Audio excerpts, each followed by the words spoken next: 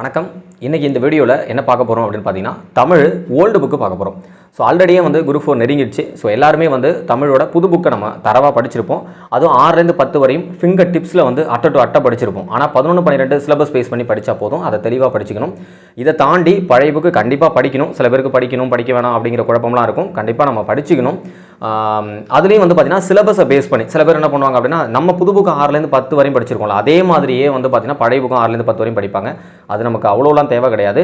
நமக்கு இருக்கக்கூடிய டயத்தில் தெளிவாக படிக்கணும் அப்படின்னா சிலபஸை பேஸ் பண்ணி படிச்சுக்கிட்டால் போதுமானது. இந்த வீடியோ முழுக்க சிலபஸில் என்ன இருக்கோ அதுதான் நமக்கு சொல்ல போகிறோம். இந்த வீடியோ யாருக்கெல்லாம் பயன் இருக்கும் அப்படின்னு பார்த்தீங்கன்னா, புதுசாக படிக்கிறவங்களுக்கு. இதுவரை நான் பழைய புக்கு நான் படித்ததே கிடையாது, ஒரு ஐடியா வேணும் அப்படிங்கிறவங்களுக்கும். நான் ஆல்ரெடி படிச்சுட்டேன், எனக்கு ஒரு ரிவிஷனுக்காக யூஸ் பண்ணலாம். அதாவது ஃபுல்லாக படிச்சுட்டு ஒரு மதிய டைம் ஒரு ½ hour டைம் இருக்குது, ஸோ ஏதாவது நம்ம பார்க்கலாம் அப்படிங்கிற பட்சத்தில் கண்டிப்பாக இந்த வீடியோ உங்களுக்கு ஹெல்ப்ஃபுல்லாக இருக்கும். அதை ஃபுல்லாக ஸ்கிப் பண்ணாமல் பாருங்கள். அதுமாதிரி உங்களோட ஃப்ரெண்ட்ஸுக்கும் ஷேர் பண்ணுங்கள். இப்போ எல்லாருமே 6th புக்கை ஃபஸ்ட்டு டேர்ம் எடுத்து வச்சிங்க. அது பிடிஎஃபாக இருக்கலாம், அல்லது ஃபோனில் இருந்தால் கூட வச்சிங்க. என்னென்ன சிலபஸில் இருக்குது அப்படிங்கிறத ஃபஸ்ட்டு மார்க் பண்ணிங்க. வாழ்த்து, அதாவது வள்ளலாரோட பாடல் கொடுத்துருப்பாங்க, நமக்கு சிலபஸில் இருக்குது. ஸோ வாழ்த்து பாடல் ஃபஸ்ட்டு. அதுக்கப்புறம் தமிழ் தாத்தா உவே சாமிநாதரை பற்றி இருக்குது. அதுக்கப்புறம் 2வது செய்யுள்ள நாலடியார், பாரத தேசம், இது 2 இருக்குது. அதுக்கப்புறம் 3வது செய்யுள்ள நான்மணி கடிகை, ஆறாரோ ஆரிராரோ அப்படின்னு சொல்லக்கூடிய ஒரு தாலாட்டு பாடல் கொஞ்சம் இருக்குது. இவ்வளவு தான் பார்த்தீங்கன்னா நமக்கு 6th புக்கில் சிலபஸில் இருக்கக்கூடிய விஷயங்கள். ஸோ நீங்கள் வாழ்த்து பாடலில் என்ன கொடுத்துருக்காங்க அப்படின்னு பார்த்தீங்கன்னா, நமக்கு திருவருட் பிரகாச வள்ளலாரோட பாடல் கொடுத்துருக்காங்க. ஸோ பழைய புக்கில் நமக்கு கொடுத்துருக்க தகவல் அப்படிங்கிறது ரொம்ப முக்கியமானது. ஏன்னா புது புக்கில் இல்லாத தகவல் கூட பழைய புக்கில் கொடுத்துருக்கலாம், நோட் பண்ணி வச்சிங்க. ஸோ வள்ளலாரை பற்றி நம்ம 19ஆம் நூற்றாண்டு சீர்திருத்தவாதிகள் நம்ம ஜிகே டாப்பில் படிப்போம். யூனிட் 8ல் தமிழ்நாட்டு சீர்திருத்தவாதிகள் ரொம்ப முக்கியமானவர். சரி, ஓகே. இப்போ வள்ளலாரோட பாடல் பார்க்கறதுக்கு முன்னாடி அவரோட ஆசிரியர் குறிப்பை பார்த்துட்டு வரலாம். இவர் பார்த்தீங்கன்னா 5/10/1823 பிறந்து 30/1/1874 இறந்துட்டார். கடலூர் மாவட்டம் மருதூரில் பிறந்தவர். இவரோட பெற்றோர் ராமையா, அம்மா சின்னம்மாள் அப்படிங்கிற சின்னம்மையார் அப்படிங்கிறவர் தான் தாய் தந்தை. சரி, ஓகே. இவர் பார்த்தீங்கன்னா நமக்கு 2 நூல்கள் கொடுத்துருக்காங்க. ஜீவகாருண்ய ஒழுக்கம், மனுமுறை கண்டவாசம் அப்படின்னு சொல்லி கொடுத்துருக்காங்க. பதிப்பித்த நூல்கள்லாம் பொது புக்கில் கொடுத்துருப்பாங்க, நம்ம அதை பார்த்துக்கலாம். இவரோட நூல்கள் எல்லாமே திருவருட்பா அப்படி சொல்லி தொகுத்து வச்சிருக்காங்க. 6 திருமுறைகளாக இருக்குது. 5818 பாடல், ரொம்ப முக்கியம், நோட் பண்ணி வச்சிங்க. 6 திருமுறைகள், 5818 பாடல் இருக்குது. ஸோ இதில் 2ஆம் திருமுறையில் உள்ள ஒரு பாடல் 12th புக்கில் நமக்கு தெய்வமணி மாலைன்னு சொல்லி வள்ளலாரை பற்றி கொடுத்துருப்பாங்க. அது படிச்சுக்கணும், ரொம்ப முக்கியம். சரி, ஓகே. இப்போ இன்னும் தெரிஞ்சுக்கணும், இவரை பற்றி நம்ம தெரிஞ்சுக்கணும் அப்படின்னு பார்த்தீங்கன்னா, நமக்கு இவரோட நெறி அப்படின்னா சமரச சன்மார்க்க நெறி அப்படிங்கிறது. இவர் சமரச சன்மார்க்க சங்கம் அப்படிங்கிறது 1865 அமைச்சார். அதுக்கப்புறம் ஞான சபை அப்படிங்கிறது 1872 அமைச்சார். 1867 அறச்சாலை, அதாவது வாடிய எல்லாருக்கும் பசியால் யாருமே இருக்கக்கூடாது, அவங்களுக்குலாம் உணவளிக்குன்னு சொல்லி அறச்சாலை அமைச்சார். ஸோ அன்றைக்கு மூட்டிய அடுப்பு இன்ன வரையும் தொடர்ந்து எரிந்துகிட்டு இருக்கு அப்படி சொல்லி கூட கொடுத்துருப்பாங்க. இவரோட முக்கியமான ஒரு மேற்கோள் அப்படின்னு பார்த்தீங்கன்னா, வாடிய பயிரை கண்ட போதெல்லாம் வாடிய கருணை மனம் உடையவர் யார் அப்படின்னு சொல்லி கேட்பாங்க, வள்ளலார். ஸோ இப்போ இவரோட பாடலை நம்ம பார்க்கலாம். இப்போ இந்த பாடல் நமக்கு பழைய புக் அப்படிங்கிறதுனால படிக்கணும் படிக்க வேணாம் அப்படிங்கிறத தாண்டி இது ஏன் நம்ம ஒரு பாயிண்ட்ஸை ஒரு ஷார்ட்கட்டாக ஞாபகம் வச்சுக்கலாம்ல. கலந்து, இந்த பாடல் வரியை பார்த்தீங்கன்னா எல்லாமே கலந்துன்னு வரும். ஸோ அதனால ஜோதி நம்ம உடம்புல கலந்துருக்கு அப்படின்னு கூட ஞாபகம் வச்சிங்க. அப்போ கலந்து அப்படின்னு வந்துட்டாலே நம்ம வள்ளலார் அப்படிங்கிறத நம்ம தெரிஞ்சுக்கலாம். சரி, ஓகே. பாடலை பாருங்க. கண்ணில் கலந்தான், கருத்தில் கலந்தான், என் எண்ணில் கலந்தே இருக்கின்றான், பண்ணில் கலந்தான், என் பாட்டில் கலந்தான், உயிரில் கலந்தான், கருணை கலந்து அப்படின்னு சொல்லி கொடுத்துருக்காங்க. ஸோ இதோட பொருள் என்ன அப்படின்னா, கருணை நிறைந்த இறைவன் என் கண்ணில் இருக்கின்றான், என் சிந்தனையில் கலந்திருக்கிறான், என் எண்ணத்தில் கலந்திருக்கிறான், என் பாட்டில் கலந்திருக்கிறான், பாட்டின் இசையில் கலந்திருக்கிறான், அவன் என் உயிரில் கலந்திருக்கிறான் அப்படின்னு சொல்லி கொடுத்துருக்காங்க. ஸோ இவ்வளவு தான் இந்த நமக்கு கொடுத்துருக்குது. அடுத்தது என்ன கொடுத்துருக்காங்க அப்படின்னா, தமிழ் தாத்தா உவே சாமிநாதர். ஸோ தமிழ் தாத்தா உவே சாமிநாதரை பொறுத்தவரை நமக்கு ரொம்ப முக்கியமான ஒரு பர்சன். ஏன் அப்படின்னா, ஓலைச்சுவடிகளில் இருந்த தமிழ் நூல்கள் எல்லாமே பார்த்தீங்கன்னா பதிப்பித்தவர் இவர் தான்.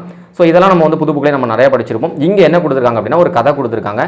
இவர் பதிப்பு பணி அப்படிங்கிறது நம்ம எல்லாருக்குமே தெரியும். ஈரோட்டில் கொடிமுடி அப்படிங்கிற ஒரு ஊரில் பார்த்தீங்கன்னா இவர் போயிட்டு ஒருத்தர் வீட்டை தட்டி கேட்குறாரு, உங்கள் வீட்டில் ஓலைச்சுவடிகள்லாம் நிறையா இருக்குன்னு கேள்விப்பட்டேன், கொடுங்க அப்படின்னு சொல்லி. அவர் உடனே தரம் இருக்கிறாரு. அது ஆடி திங்கள் ஆடி மாதம் நான் ஆற்றுல விடுறதுக்காக வச்சிருக்கேன், ஆற்றுல விட்டால் புண்ணியம், இதை கெடுக்கிறது நீ வந்திருக்கியா அப்படின்னு சொல்லி அவர் கோவப்பட்டு கொடுக்க மாட்டார். ஸோ அவர் என்ன பண்ணுவார், அந்த வீட்டு வாசல்லே பக்கத்து வீட்டு வாசலில் படுத்து இருந்துட்டு காலைல விடிய காலம் இவர் இந்த வீட்டுக்காரர் கொண்டு போய் ஆற்றுல ஓலைச்சுவடியை விட்டுட்டு வந்துடுவார். பின்னாடி அதை ஒன்று ஒன்றா எடுத்து அந்த ஓலைச்சுவடிலாம் எடுத்து பதிப்பித்து பணியெல்லாம் பண்ணியிருப்பார். இதெல்லாம் கொடுத்துருப்பாங்க. ஸோ இதெல்லாம் நமக்கு சும்மா சின்ன குழந்தைகள் கொடுத்தனால நம்ம தெரிஞ்சுக்கணும் அப்படிங்கிறத கொடுத்துருப்பாங்க. ஸோ இதில் நமக்கு ரொம்ப முக்கியமானது ஓலைச்சுவடிகளை பாதுகாக்கக்கூடிய இடங்கள் அப்படி சொல்லி பாக்ஸ் டேட்டா கொடுத்துருப்பாங்க, ரொம்ப முக்கியம். நமக்கு தஞ்சாவூரில் தெரியும் சரஸ்வதி மகால், இது பார்த்தீங்கன்னா ஓலைச்சுவடியில் பாதுகாக்கக்கூடிய இடம். இது இல்லாமல் 3 இடம் சென்னையில் கொடுத்துருப்பாங்க. கீழ்திசை சுவடி நூலகம். கீர்த்திசை சுவடி நூலகம் அப்படிங்கிறது ரொம்ப முக்கியமானது. ஏன் அப்படின்னு பார்த்தீங்கன்னா இந்த நூலகம் இப்போ தற்போது எங்கே இருக்குது அப்படின்னா அண்ணா நூற்றாண்டு நூலகம் இருக்குது பார்த்தீங்களா, அதாவது ஆசியாவிலே 2வது பெரிய நூலகம் 2010 கட்டப்பட்டதை நம்ம படிச்சிருக்கோம். ஸோ அதில் 7வது தளத்தில் இருக்குது அப்படிங்கிறது ரொம்ப முக்கியம். அப்போ கீர்த்திசை சுவடி நூலகம் அப்படிங்கிறது ஓலைச்சுவடிகளை பாதுகாக்கக்கூடிய ஒரு நூலகம். இது எங்கே இருக்குது அப்படின்னு பார்த்தீங்கன்னா அண்ணா நூற்றாண்டு 7வது தளத்தில் இருக்குது அப்படிங்கிறது நோட் பண்ணி வச்சிங்க. அதுக்கப்புறம் அரசு ஆவண காப்பகம் அப்படிங்கிறது வந்து பார்த்தீங்கன்னா நமக்கு சென்னையில் இருக்குது. அடுத்தது உலக தமிழாராய்ச்சி நிறுவனம் அப்படிங்கிறது சென்னையில் இருக்குது. அப்போ சென்னையில் 3 இருக்குது, அப்புறம் தஞ்சாவூரில் 1 இருக்குது. இந்த 4ம் அப்படிங்கிறது வந்து பார்த்தீங்கன்னா ஓலைச்சுவடியில் பாதுகாக்கப்படும் சில இடங்கள் நமக்கு பாக்ஸ் ஸ்டைலில் கொடுத்துருக்காங்க, அதனால் நோட் பண்ணி வச்சுக்கலாம். சரி, ஓகே. உவே சாமிநாதர் அப்படின்னா உத்தமநாதபுர வேங்கட சுப்புவின் மகன் சுவாமிநாதன். அதாவது இவரோட அப்பா பேர் வந்து வேங்கட சுப்பு அப்படிங்கிறது, மகன் பேர் இவர் பேர் வந்து வேங்கட ரத்னம். 2 பேருமே கன்ஃபியூஸ் ஆகும், குழப்பிக்கும், நல்லா பார்த்துக்கணும். சாமிநாதன் அப்படிங்கிறது இவருக்கு ஆசிரியர் வச்ச பேர் தான் சாமிநாதன். அதாவது உத்தமநாதபுரம் அப்படிங்கிறது திருவாரூர் மாவட்டம். உத்தமநாதபுரம் வேங்கட சுப்புவின் மகன் சுவாமிநாதன் அப்படிங்கிறது. ஸோ அப்போ இயற்பெயர் என்னன்னு கேட்டால் வேங்கட ரத்னம், அப்பா பேர் வேங்கட சுப்பு. ஸோ 2ஐயும் வந்து கன்ஃபியூஸ் பண்ணிக்கூடாது. சரி, ஓகே. இவர் எப்போ பிறந்தார் அப்படின்னா 1855 பிறந்தார், 1942 இறந்துட்டார். ஸோ இந்த இறந்த ஆண்டு இந்த 1942 இந்த ஆண்டில் தான் என்ன பண்ணியிருக்காங்க அப்படின்னா சென்னையில் இவருக்கு நூலகம் இருக்குது, பெசன் நகரில் இருக்குது. திருவான்மையூர் பெசன் நகரில் வந்து இருக்குது. கேட்கலாம் உவே சாமிநாதர் நூலகம் எங்கே இருக்குது அப்படின்னு கேட்கலாம். பெசன் நகரில் இருக்குது. சரி, ஓகே. அதுக்கப்புறம் நடுவண் அரசு இவரை சிறப்பை வந்து போட்டுற வகையில் 2006ஆம் ஆண்டு வந்து பார்த்தீங்கன்னா அஞ்சல் தலை வெளியிட்டிருப்பாங்க. ஸோ இது ரொம்ப முக்கியம். 2006 இது எத்தனை பைசா அப்படின்னு கூட கேட்கலாம், ஆனால் அது வரை கேட்டதில்லை. சும்மா ஜஸ்ட் ஞாபகம் வச்சிங்களா, படிக்கும்போது படிச்சிடலாம், தப்பு இல்லை. 500 பைசா வந்து பார்த்தீங்கன்னா அஞ்சல் தலை வந்து வெளியிட்டிருப்பாங்க. சரி, ஓகே. அது மட்டும் இல்லாமல் 2 வெளிநாட்டு கவிஞர்கள் வந்து பார்த்தீங்கன்னா அறிஞர்கள் இவர் வந்து பாராட்டியிருப்பாங்க. ஒன்று ஜி.யு. போப், ஏன்னா ஜி.யு. போப் நம்ம சிலபஸில் இருக்காங்க. அப்போ உவே சாமிநாதரை பாராட்டிய வெளிநாட்டு அறிஞர்கள் அப்படின்னு கேட்கும்போது ஒன்று ஜி.யு. போப், இன்னொன்று வந்து ஜூலியஸ் வின்சோன் அப்படிங்கிறவர். இவர் நம்ம படிச்சிருக்க மாட்டோம், ஜூலியஸ் வின்சோன் அப்படிங்கிறது மார்க் பண்ணி வச்சிங்க. அதுக்கப்புறம் இவரை பற்றி நம்ம வேற என்ன தெரிஞ்சுக்கணும்னா இவரோட ஆசிரியர்னா மகா வித்வான் மீனாட்சி சுந்தரம். நம்ம வந்து புது புக்கில் படிப்போம், அதனால இதில் படிச்சுக்கலாம். இங்கே கொடுத்துருக்கிறது மட்டும்தான் நம்ம பார்க்குறோம். சரி, ஓகே. இவரோட வந்து பாக்ஸில் சைடில் கொடுத்துருப்பாங்க, இவர் வந்து பதிப்பித்த நூல் அப்படின்னு சொல்லி என்னென்ன கொடுத்துருப்பாங்க அதை பாருங்க. 8 தொகை ஃபர்ஸ்ட் வந்து அந்த என்னென்ன நூல்னு ஃபர்ஸ்ட் தெரிஞ்சுங்க. 8 தொகை, அப்புறம் 10 பாட்டு, சீவகந்தாமணி, சிலப்பதிகாரம், மணிமேகலை, புராணம், அடுத்தது உலா, கோவை, தூது, அந்தாதி, பரணி, மும்மணி மாலை, இரட்டமணி மாலை, அடுத்து வந்து இதர பிரபந்தங்கள், அதாவது பிரபந்தம், அடுத்தது வந்து வெண்பா நூல்கள், இப்படி வந்து ஒரு 15 கொடுத்துருப்பாங்க. ஸோ இதை ஃபஸ்ட்டு ஒரு டைம் ரீட் பண்ணிக்கிட்டு அதுக்கப்புறம் அது எத்தனை அப்படின்னு சொல்லி படிச்சிங்க. ஸோ 8 தொகைனா வந்து 8, 10 பாட்டுனா 10, சிலப்பதிகாரம் 1, மணிமேகலை 1, சீவகந்தாமணி 1. ஸோ இதெல்லாம் நமக்கு பிரச்சனையே கிடையாது. அதுக்கப்புறம் புராணம் அப்படின்னா 12, ஓகேவா. அடுத்தது உலா அப்படின்னா 9, கோவை 6, தூது 6, ஓகேவா. அந்தாதி அப்படின்னா 3, அடுத்தது மும்மணி மாலை அப்படிங்கிறது 2, இரட்டை மணி மாலை 2, இதர அது பிரபந்தம் அப்படின்னா 4, வெண்பா நூல்கள் அப்படின்னு இருக்கும் 13. ஸோ இந்த டேட்டா கண்டிப்பாக நீங்கள் ஒரு டைம் வந்து ரீட் பண்ணீங்க, நல்லா படிச்சிங்க. ஏன்னா உவே சாமிநாதர் அப்படிங்கிறவர் நமக்கு சிலபஸில் இருக்காங்க. ஸோ அதனால் கண்டிப்பாக படிச்சிக்கணும். அடுத்தது வந்து பார்த்தீங்கன்னா இவர் ரொம்ப முக்கியமானது, தன்னோட வாழ்க்கை வரலாற்றை வந்து பார்த்தீங்கன்னா ஆனந்த விகடன் அப்படிங்கிற இதழில் ஒரு தொடராக வந்து எழுதினார். அது பிற்காலத்தில் வந்து என்ன தலைப்பில் வெளிவந்துச்சு அப்படின்னா என் சரிதம் அப்படிங்கிற தலைப்பில் வந்திருக்கு. ரொம்ப முக்கியம். இந்த என் சரிதம் அப்புறம் வந்து என் கதை, இது ரெண்டுக்கும் குழப்பக்கூடாது. என் கதை அப்படின்னா வந்து நாமக்கல் கவிஞர் வே ராமலிங்கனார் அவரோட வாழ்க்கை வரலாற்றை பற்றி சொல்லக்கூடியது என் கதை அப்படிங்கிறது. என் கதை, சங்கொலி இதெல்லாம் படிச்சிருப்போம். இது என் சரிதம்.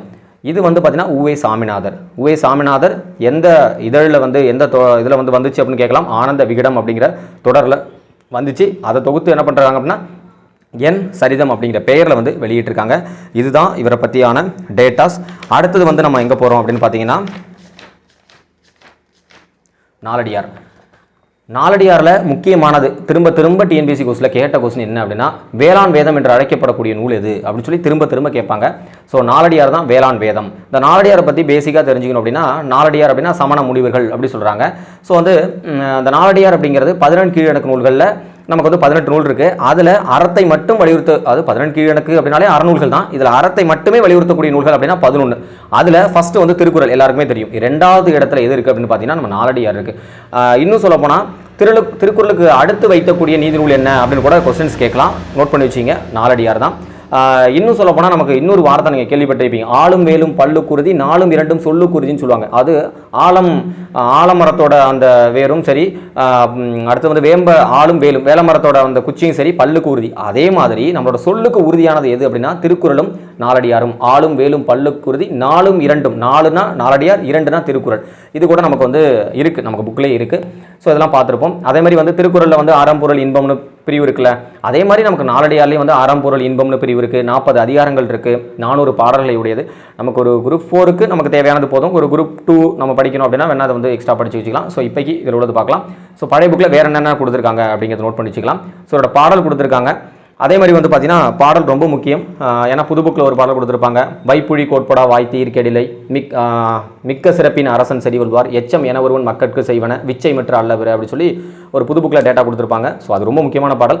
அதே மாதிரி இங்கே நமக்கு என்ன கொடுத்துருக்காங்க அப்படின்னா நாய்க்கால் சிறுவிரர் போல் நன்கரியர் ஆயினும் ஈக்கால் துணையும் உதவாதார் நட்பண்ணாம் செய்தானும் சென்று கொள்ளல் வேண்டும் செய்விலைக்கும் வாய்க்கார் அணையா தொடர்பு அப்படின்னு சொல்லி கொடுத்துருப்பாங்க. அதாவது என்ன சொல்கிறாங்க அப்படின்னா நாய்க்கால் அப்படிங்கிறது நமக்கு நெருங்கி இருக்கும், சரிங்களா? நாய்க்கால் அப்படின்னு நெருங்கி இருக்கும். அதே மாதிரி நம்மள்கிட்ட வந்து சில நண்பர்களாம் சரி உறவினரும் சரி நெருங்கி இருப்பாங்க. ஆனால் ஈயோட கால அளவு கூட அவங்க உதவி பண்ண மாட்டாங்க. அவங்க நட்பால் என்ன பயன்? ஸோ வாய்க்கால் என்ன பண்ணுது, தொலைவில் இருக்கக்கூடிய ஆறு குளம் எங்கேயோ இருக்கக்கூடிய தண்ணியை வந்து வாய்க்கால் மூலம் கொண்டு வந்து நம்ம விவசாயத்திற்கு வந்து விளைச்சலுக்கு உதவு தண்ணியை கொடுத்து. ஸோ இப்படி வாய்க்காலை போல தொலைவில் வந்து நல்ல நண்பர்கள்லாம், நல்ல உறவினர்கள், நல்ல நண்பர்கள் இருக்காங்க, மனிதர்கள் இருக்காங்க. அவங்கள வந்து எவ்வளோ தொலைவில் இருந்தாலும் போயிட்டு அவங்கள வந்து தொடர்பு கொள்ளுங்கள் அப்படி சொல்லி கொடுத்துருக்காங்க. ரொம்ப முக்கியமான பாடல், நோட் பண்ணி வச்சிங்க. ஸோ அடுத்தது வந்து பார்த்தீங்கன்னா நாலடியாரை பற்றி வேறு என்ன கொடுத்துருக்காங்க அப்படின்னு பார்த்தீங்கன்னா நமக்கு பெருசாக வேறு எதுவும் கொடுக்கல. இது வந்து நாலடி 400ன்னு சொல்லுவாங்க, வேளாண் வேதம் அப்படின்னு சொல்லுவாங்க. இது 18 கீழ்கணக்கு நூல்களில் ஒன்று. ஸோ 18 கீழ்கணக்குனா என்னன்னு கொடுத்துருக்காங்க, அது நம்ம எல்லாருக்குமே தெரியும். ஸோ அதுக்கு அடுத்தது வந்து பார்த்தீங்கன்னா பாரத தேசம் அப்படி சொல்லி மகாகவி பாரதியாரோட ஒரு பாடல் கொடுத்துருக்காங்க. இந்த பாடல் ரொம்ப முக்கியமான பாடல் தான். ஏன்னா மகாகவி பாரதியார் அப்படிங்கிறவர் ரொம்ப முக்கியம். எப்பயுமே கொஸ்டின்ஸ் டிஎன்பிஎஸ்சி கொஸ்டின் இருக்கும். ஸோ இதோட பாடலை கவனிங்க. ஆயுதம் செய்வோம் நல்ல காகிதம் செய்வோம் ஆலைகள் வைப்போம் கல்வி சாலைகள் வைப்போம் ஓயுதல் செய்வோம் தலை சாயுதல் செய்வோம் உண்மைகள் செய்வோம் பல வன்மைகள் செய்வோம் குடைகள் செய்வோம் உழு படைகள் செய்வோம் கோணிகள் செய்வோம் இரும்பாணிகள் செய்வோம் நடையும் பரப்புமுணர் வண்டிகள் செய்வோம் ஞாலம் நடுங்க வரும் கப்பல் செய்வோம் காவியம் செய்வோம் நல்ல காடு வளர்ப்போம் கலை வளர்ப்போம் கொல்லர் உலை வளர்ப்போம் ஓவியம் செய்வோம் நல்ல ஊசிகள் செய்வோம் உலக தொழில் அனைத்தும் ஓந்து செய்வோம். இதுவரையும் விட இந்த அடுத்த வரி இருக்கு பார்த்தீங்களா, தான் ரொம்ப முக்கியமானது. சாதி இரண்டொழிய வேறில்லை என்று தமிழ்மகள் சொல்லிய சொல் அமிர்தம் என்போம் நீதி நெறி நின்று பிறதகவும் நேர்மையர் மேலோர் கீழவர் மற்றோர் அப்படின்னு சொல்லி கொடுத்துருக்காங்க. ஸோ இதில் வந்து பாருங்க, அந்த லாஸ்ட்டு அந்த 4 வரி இருக்கு பார்த்தீங்களா, ரொம்ப முக்கியமானது. ஜாதி இரண்டொழிய வேறில்லை என்று யார் சொன்னது? தமிழ் மகள் சொன்னது. அப்போ இதில் 2 கொஸ்டின் கேட்பாங்க. ஜாதி இரண்டொழிய வேறில்லை என்று கூறியது யாரு? தமிழ் மகள். தமிழ் மகள்னா யாரு? ஔவையார். அப்போ ஜாதி இரண்டொழிய வேறில்லை என்று தமிழ் மகள் சொல்லிய சொல் அமிர்தம் என்போம்னு சொன்னது யாருன்னு கேட்டால் மகாகவி பாரதியார். அப்போ 2 கொஸ்டின் நல்லா தெளிவாக இருந்துடும். இது வந்து பாரத தேசம் அப்படிங்கிற பாடலை நமக்கு கொடுத்துருக்காங்க. ஸோ பாரதியாரை பற்றி நமக்கு தெரியும். 11/12/1882 பிறந்து 11/9/1921 இறந்துட்டார். ஸோ தூத்துக்குடி மாவட்டம் எட்டயபுரத்தில் பிறந்தார். இதெல்லாம் நமக்கு தெரியும். 1897 வந்து பார்த்தீங்கன்னா திருமணம் பண்ணியிருப்பார். ஸோ 11 வயசில் வந்து பாரதிங்கிற பட்டம் வந்து பெற்றிருப்பார். எட்டயபுர சமஸ்தானத்தில் புலவர்கள் மத்தியில் வந்து பேசி பெற்றிருப்பார். இதெல்லாம் நம்ம வந்து நார்மலாக புது புக்கிலே படிச்சிருப்போம். இதில் ஒரு பாடல் கொடுத்துருப்பாங்க, வெள்ளி பனிமலை மீது உலாவும் அப்படின்னு சொல்லி அந்த ஒரே ஒரு வார்த்தை அந்த ஸ்டேட்மெண்ட் கொடுத்துருப்பாங்க. இதோட பாடல் ஃபுல்லாகவே எங்கன்னா புது புக்கில் இருக்கும். வெள்ளி பனிமலை மீது உலாவும் அடி மேலை கடல் முழுதும் கப்பல் விடுவோம் கங்கை நதிபுரத்து கோதுமை பண்டம் காவிரி வெற்றிலைக்கு மார்கொள்வோம் சிங்க மராட்டியத்தம் கவிதை கொண்டு சேரத்து தந்தங்கள் பரிசளிப்போம்னு கொடுத்துருப்பாங்க. இந்த பாடலையும் படிச்சு வச்சிங்க, ஏன்னா பாரதியார்லேருந்து கண்டிப்பாக நம்ம கொஸ்டின்ஸ் உண்டு. இவ்வளோ தான் வந்து பாரத தேசம் அப்படிங்கிறது நமக்கு. அடுத்து பார்த்தீங்கன்னா நான்மணி கடிகை. நான்மணி கடிகை அப்படின்னா அந்த கடிகை அப்படின்னாலே அணிகலன். ஸோ அப்போ கடிகை அப்படிங்கிறது அணிகலன். அப்போ 4 மணிகளை வந்து கோர்த்த ஒரு மாலை, அப்போ 4 கருத்துக்கள் உடைய ஒரு நூல் அப்படின்னா நான்மணி கடிகை. ஆசிரியர் வந்து விளம்பி நாகனார். விளம்பி அப்படிங்கிறது பாண்டிய மண்டலத்தில் ஒரு ஊர். அப்போ விளம்பி அப்படிங்கிறது ஊர், நாகனார் அப்படிங்கிறது ஆசிரியர். சரிங்களா, அவர் குடிப்பெயர் அந்த அவரோட பெயராக இருக்குது. சரி, ஓகே. இப்போ இதில் என்ன கொடுத்துருக்காங்க அப்படின்னா நான்மணி கடிகை அப்படிங்கிறது நமக்கு 18 கீழ்கணக்கு நூல்கள் தான். ஸோ இந்த நான்மணி கடிகையில் உள்ள பாடல் ரொம்ப முக்கியமானது. ஏன்னா நான்மணி கடிகை பழைய புக்கில் ஒரே ஒரு பாட்டு தான் இருக்குது, புது புக்கிலலாம் இல்லை. அதனால் கண்டிப்பாக அதை படிச்சுக்கலாம். என்ன கொடுத்துருக்காங்கன்னு பாருங்க. மனைக்கு விளக்கம் மடவார் மடவார் தனக்கு தகைசால் புதல்வர் மனதுக்கினிய காதல் புதல்வருக்கு கல்வியே கல்விக்கு ஓதின் புகழ்சால் உணர்வு அப்படின்னு கொடுத்துருக்காங்க. அதாவது என்ன சொல்றாங்க அப்படின்னா மனைக்கு, அதாவது வீட்டுக்கு விளக்கை போன்றது யாரு? பெண்கள். அந்த பெண்ணுக்கு விளக்கை போன்றது யாரு? கணவன் கிடையாது, குழந்தைகள். அவள் பெற்ற பிள்ளை. அந்த பிள்ளைக்கு விளக்கை போன்றது எது அப்படின்னு பார்த்தீங்கன்னா கல்வி. அந்த கல்விக்கு விளக்கை போன்றது என்ன அப்படின்னா நல்ல எண்ணம். அப்போ ரொம்ப முக்கியமானது இந்த பாடல். அடுத்தது பார்த்தீங்கன்னா நமக்கு ஆறாரோ ஆரிரோ அப்படின்னு சொல்லி கொடுத்துருக்காங்க. ஸோ இந்த பாடத்தில் நமக்கு தேவையானது அப்படின்னு பார்த்தீங்கன்னா ரொம்ப கம்மியாக தான் இருக்கும். நமக்கு வந்து பார்த்தீங்கன்னா தாலாட்டு பாடல் அப்படிங்கிறது வாய்மொழி இலக்கியம் அப்படிங்கிறது தெரிஞ்சுக்கணும்.